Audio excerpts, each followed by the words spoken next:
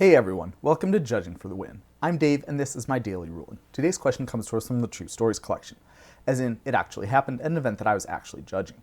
Amy plays a bringer of the last gift, Nick copies its ETB ability with Return the Favor. When Nick's copy resolves, does anything happen? Now, if you just want the answer, you can check the description. Just be sure to leave a like on the way out so I don't get punished too hard when you click off. This isn't new, by the way. I've been putting the answer in the description for years now, but I had a lot of comments in my recent video on Blood Moon and Urza Saga that made it seem like this might not be common knowledge. Unlike in that video, I will not say the answer to today's question at the beginning though, because I know a lot of people like to play along at home, and I personally changed my opinion of what I thought the correct answer would be a couple of times when I was working through this one myself, so I want to go spoiler-free for that segment of my audience. As a final point of order, anytime in this video when I refer to the copy of the Bringer of the Last Gift trigger working, what I mean is that it resolved and all its effects happened, i.e. each player sacrificed all creatures that they controlled and returned the other creature cards from their graveyards to play. I quickly found out when I was writing the script that I would need a succinct way to say that, and I couldn't think of one that was sufficiently clean and unambiguous, so I'm defining it now. And speaking of clean and unambiguous, I'll point something else out about the question that might not have been immediately obvious.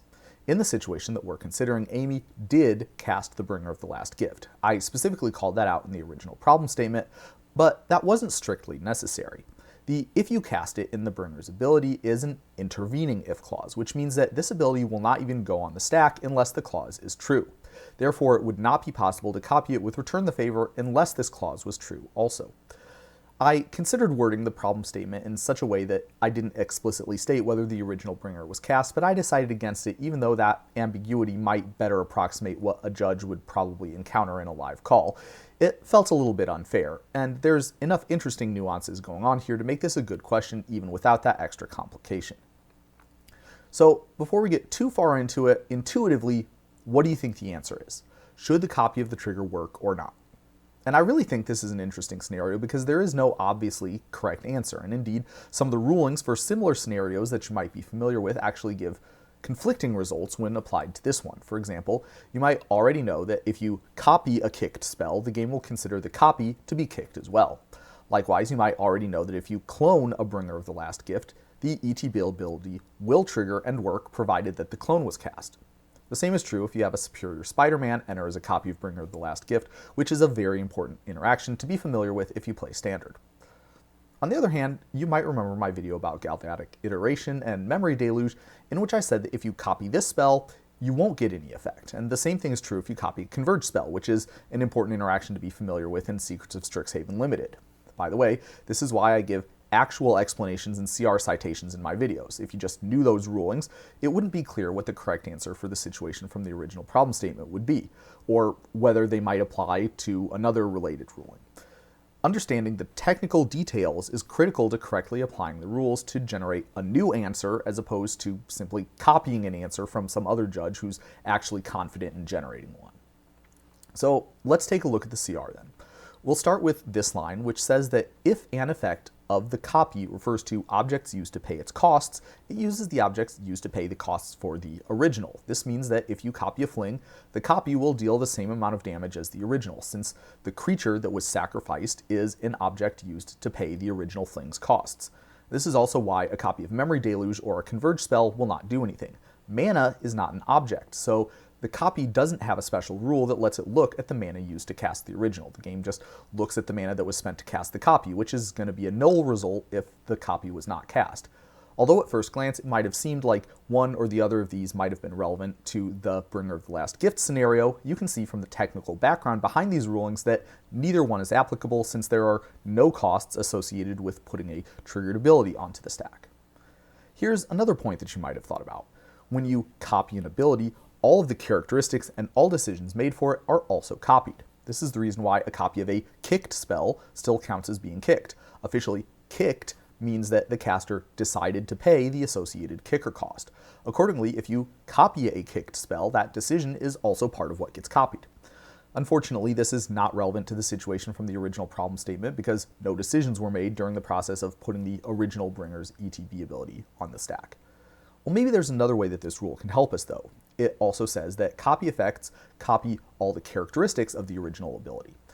Elsewhere in the CR, it defines what counts as a characteristic, and as you can see, none of the things that appear on this list are very helpful for what we're trying to do, and anything that's not on this list is not considered a characteristic. You can also see that a spell's targets are specifically called out as not being a characteristic. Nevertheless, if you copy a spell, the copy will have the same targets as the original because the choice of targets is a decision that gets made during the process of casting the spell, which is something that gets copied, as discussed earlier. This is why almost all copy effects include a line that says you can choose new targets for the copy. Let's take a look at this from another angle.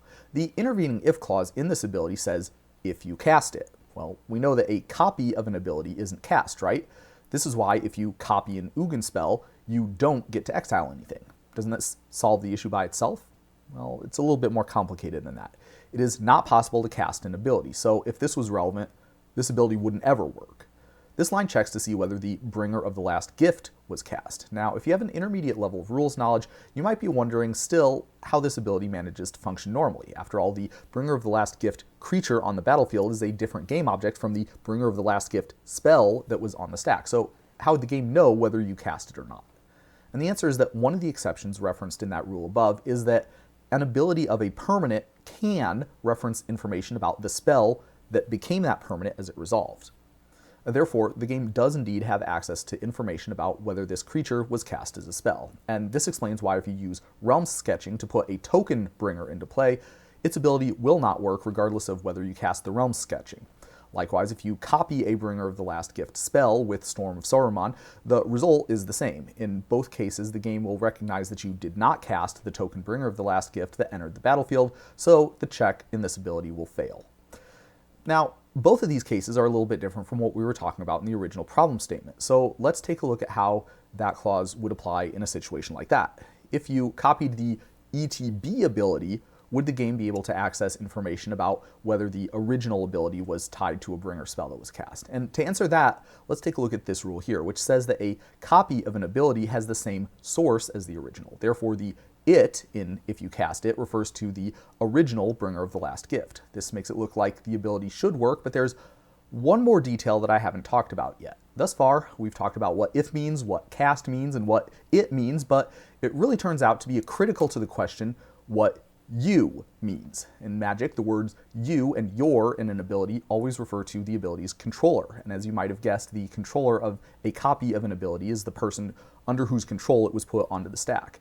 In this case, that means Nick controls the copy. And when Nick's copy resolves, the game will check if you, i.e. Nick, cast it, i.e. the original bringer of the last gift. He didn't. Amy cast this spell, and so Nick's copy is removed from the stack. None of its effects will happen. Afterwards, Amy's original ability will resolve, and it'll work as expected. And that answers our original question.